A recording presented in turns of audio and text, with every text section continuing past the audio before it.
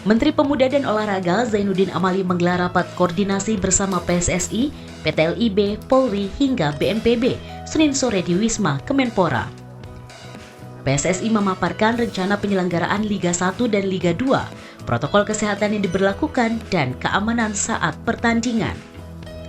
Piala Menpora Maret silam juga menjadi rujukan Polri untuk mengeluarkan izin.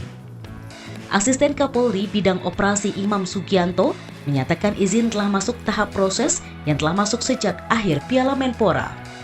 Perizinan sekarang sedang berproses karena pihak Direktur LIB sudah mengajukan permohonan penyelenggaraan kegiatan Liga 1 dan Liga 2 sebelum masuk bulan puasa kemarin.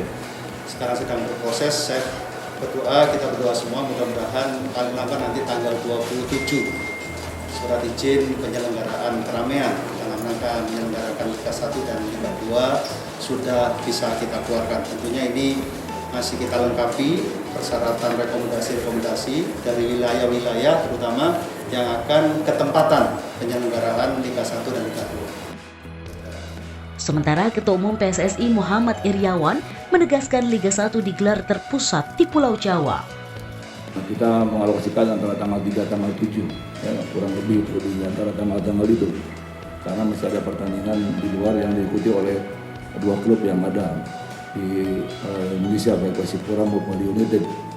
Kemudian sistemnya tentunya sebagaimana usulan dari kawan-kawan seluruh klub, rencana nanti akan distandarisasikan di Jawa. Ya. Di Jawa kenapa? Karena memang di Jawa mobilitas cukup bisa ditempuh oleh kendaraan dan lain sebagainya. Terkait keamanan, Polri kembali meminta PT LIB meningkatkan keamanan pada saat liga bergulir. Selain itu, Polri juga tegas meminta PSSI di divisi pembinaan supporter untuk dapat meningkatkan kerjasama dengan seluruh supporter. Para supporter diminta disiplin mematuhi protokol kesehatan dan larangan membuat kerumunan yang dapat merugikan PSSI dan operator liga.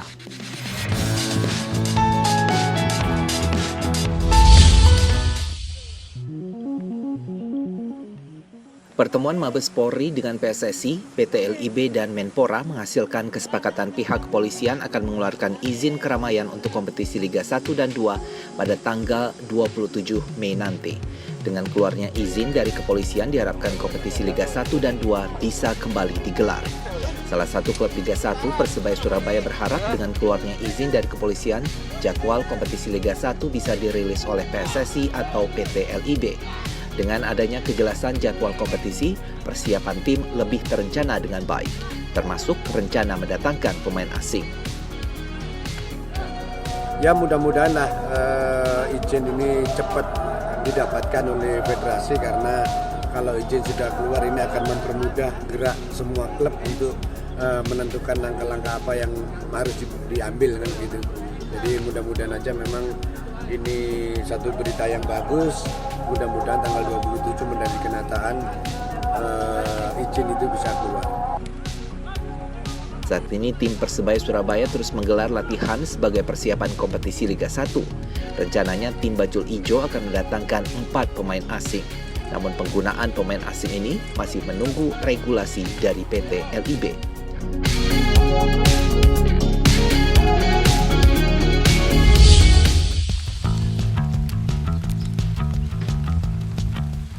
Polemik seputar promosi dan degradasi di kompetisi Liga 1 dan 2 musim 2021 akhirnya terjawab sudah. Setelah melalui dinamika pro dan kontra, PSSI memutuskan kompetisi Liga 1 dan 2 tetap menerapkan promosi dan degradasi. Keputusan diambil usai jajaran petinggi PSSI mengadakan rapat darurat komite eksekutif yang digelar Rabu siang di Jakarta. Sebelumnya sempat ada wacana liga tanpa promosi dan degradasi. Wacana ini menyeruak lewat usulan klub kontestan yang merasa kondisi finansial klub belum stabil pasca hantaman pandemi COVID-19. Namun hal ini mendapat pertentangan dari berbagai pihak, mulai dari pecinta sepak bola nasional hingga pengamat yang khawatir akan terjadi jual beli pertandingan. Selanjutnya keputusan ini akan dibawa ke Kongres PSSI yang akan digelar Sabtu pekan nanti di Jakarta. Keputusan ini akan dilegitimasi bersamaan dengan beberapa hal teknis terkait penyelenggaraan kompetisi Liga 1 dan 2 musim 2021.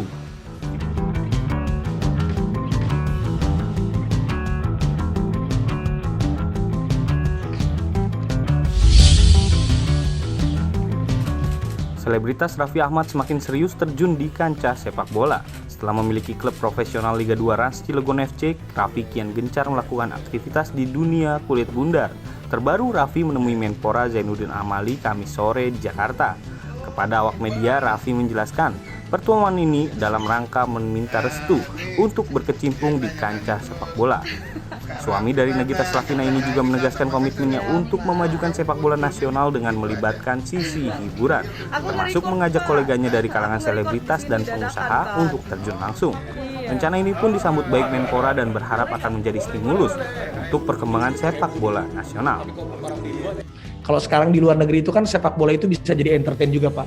Jadi saya ingin memajukan sport dan entertainment. Kita coba kolaborasikan sports dan entertainmentnya, sepak bola sebagai kita menghadirkan atlet-atlet yang luar biasa, tontonan sepak bola yang keren, tapi juga ada entertainnya, hiburannya yang memang masyarakat Indonesia itu memang semuanya cinta bola. Ini adalah pesta rakyat Indonesia. Survei 77% rakyat Indonesia itu senang bola. Jadi saya kira ini satu pasar yang luar biasa, satu peluang pasar yang luar biasa yang harus juga ditangkap oleh para pengusaha dan bisa memanfaatkan klub-klub sepak bola untuk mereka bisa berpromosi, bisa menginformasikan tentang produk-produknya melalui sepak bola. Raffi memang tengah gencar terjun ke bisnis sepak bola. Sebelumnya Raffi juga telah menjalin kerjasama dengan klub ibu kota Persija Jakarta. Selain Raffi, beberapa selebritas yang santer dikaitkan ke dunia sepak bola antara lain Baim Wong dan Atta Halilintar.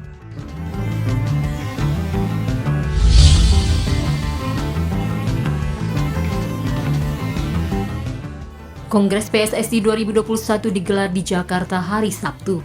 Total 87 voters hadir memenuhi undangan Federasi Sepak Bola Nasional. Ada beberapa poin yang menjadi agenda utama, salah satunya soal nasib kompetisi Liga 1, 2, dan 3. PSSI memastikan izin kompetisi siap diterbitkan kepolisian dalam waktu dekat, tetapi format kompetisi masih belum diputuskan dalam Kongres.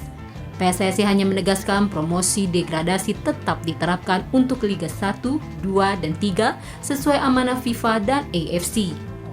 Jadi setelah kita berdiskusi lagi dengan rapat EXO dan hasil komunikasi dari Pesekjenan dengan AFC, dengan FIFA, jadi tidak merekomendasi untuk tambah degradasi. Jadi akhirnya ada degradasi.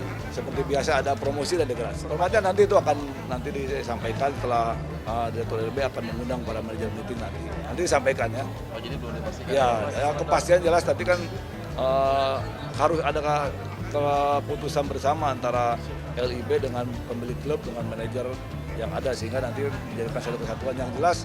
Kemungkinan besar ada di Pulau Jawa. Kalau liganya nggak didegradasi tentunya semuanya tim zona nyaman, ya nggak ada perjuangan, liganya nggak menarik, ini nggak baik. Jadi ini sebenarnya bukan alasan pandemi itu bukan jadi alasan liga tanpa degradasi, tapi menjadi motivasi untuk seluruh pelaku sepak bola Indonesia, termasuk PSSI ya. Meski format kompetisi belum diputuskan, PSSI mengisyaratkan liga akan digulirkan terpusat di Pulau Jawa dengan menggunakan sistem gelembung. Sementara itu, pada Kongres PSSI juga mengesahkan pergantian nama lebih dari 6 klub kontestan. Salah satunya Cilegon United menjadi Rans Cilegon FC.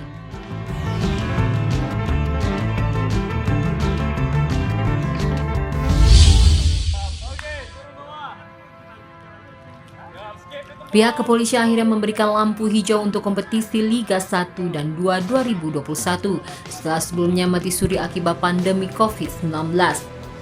Kapolri Jenderal Polisi Listio Sigit Prabowo menegaskan pihaknya sudah berdiskusi dan melakukan evaluasi dengan berbagai pihak mengenai bergulirnya kompetisi sepak bola Liga 1 dan 2 tahun ini. Tetapi izin keramaian diberikan dengan catatan khusus, yakni protokol kesehatan harus dilaksanakan dengan baik. Karena itu, dari hasil diskusi, kami memutuskan untuk memberikan izin keramaian dengan catatan tetap melaksanakan protokol kesehatan secara ketat. Demikian untuk kegiatannya akan kita evaluasi sehingga tentunya pelanggaran terhadap protokol kesehatan berpengaruh terhadap proses pelaksanaan liga. Penyelenggaraan kompetisi pada musim 2021-2022 ini berbeda dengan penyelenggaraan musim sebelumnya, yakni pada saat normal. Kalau pada saat normal sistem home and away, artinya semuanya berputar di tempat-tempat klub itu berada. Tetapi yang sekarang ini, karena situasi masih pandemi COVID-19, maka diputuskan dengan sistem bubble dan semua pertandingan dipusatkan di Pulau Jawa. Sistem kompetisi musim ini berbeda dengan sebelum pandemi.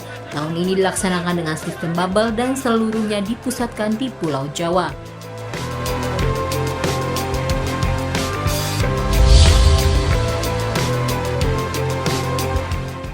Setelah Kepolisian Republik Indonesia mengeluarkan izin kompetisi, Persebaya Surabaya berharap PSSI dan PT Liga Indonesia Baru segera mengeluarkan regulasi pemain asing. Pada musim lalu, klub hanya diizinkan mengontrak 4 pemain asing, dengan ketentuan 3 pemain non-Asia dan 1 pemain Asia. Di tengah kondisi pandemi, ada wacana regulasi pemain asing berubah. Klub hanya dibolehkan memiliki 3 pemain asing dengan rincian 1 pemain Asia dan 2 pemain non-Asia. Namun hingga saat ini belum ada regulasi resmi soal pemain asing. Persebaya sendiri baru mendatangkan 1 pemain asing asal Jepang, Taisei Marukawa. Sementara 2 pemain asing asal Brazil dijadwalkan akan segera bergabung dengan tim.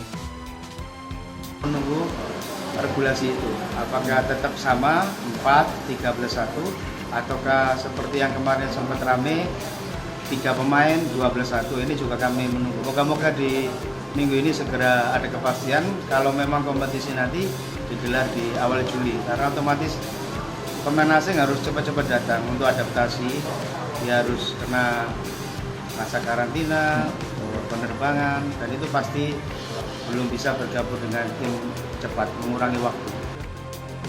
Untuk musim ini, rencananya Persebaya Surabaya akan menggunakan 4 pemain asing. Pemain impor ini akan menempati posisi bek, 2 pemain di posisi gelandang, dan 1 penyerang.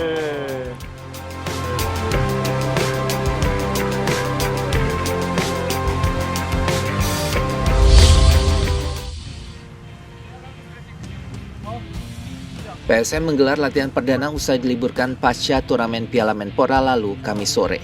Sebanyak 28 pemain mengikuti latihan termasuk Legion Anyar asal Belanda, Wiljan Pluim yang telah kembali bergabung bersama tim meski sempat absen membela PSM di Piala Menpora lalu.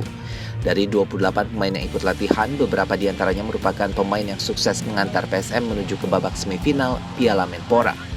Sementara 10 pemain lainnya berasal dari Akademi PSM, termasuk pemain Garuda Select Rafli Asrul. Latihan perdana yang digelar di Boswa Sports Center, pelatih Samsudin Batola memfokuskan recovery atau pengembalian kondisi pemain. Ya sekarang kan kita kan ya kebutuhan yang kurang striker, ya. Yang kita Menpora kemarin kan cuma 1 striker, udah cedera, ya saya maksimalkan ya si Saldi.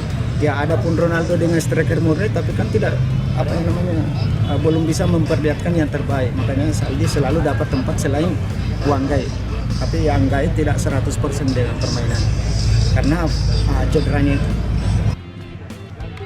PSM Makassar juga berupaya menyelesaikan tunggakan gaji pemain musim lalu dengan melakukan pembayaran secara bertahap.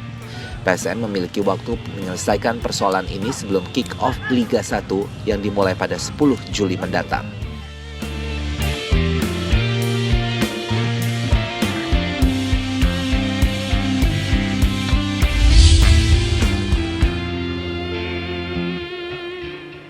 Rizky Bilar, salah satu artis sinetron asal kota Medan, meniatkan diri untuk bergabung dalam manajemen PSMS Medan.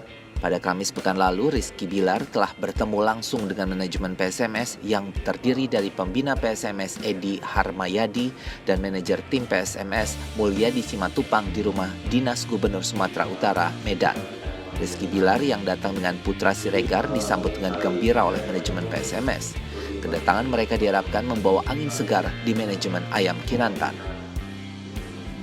Kemarin Rizky Bilar dan Putra Siregar sudah menghadap Pak Edi dan prinsipnya sudah disetujui, artinya segera bergabung di PSMS. Mau seperti apa, tinggal teknis saja. Nah, sekarang tinggal teknis, mari kita bicarakan dalam bentuk surat atau apa yang bagaimana, tinggal deal saja sudah. Jadi biar dia ikut terlibat di tim secepatnya. Kalau bisa besok, kenapa kita tunggu lusa atau tunggu hari minggu depan gitu? Kalau bisa besok, secepatnya kita tunggu. Niat baik Rizky Bilar dan Putra Siregar yang mau membantu PSMS, kita sangat-sangat berterima kasih. Kalau ada Manajemen PSMS Medan yakin dengan bergabungnya Rizky Bilar dan Putra Siregar akan mendatangkan banyak sponsor pada PSMS Medan.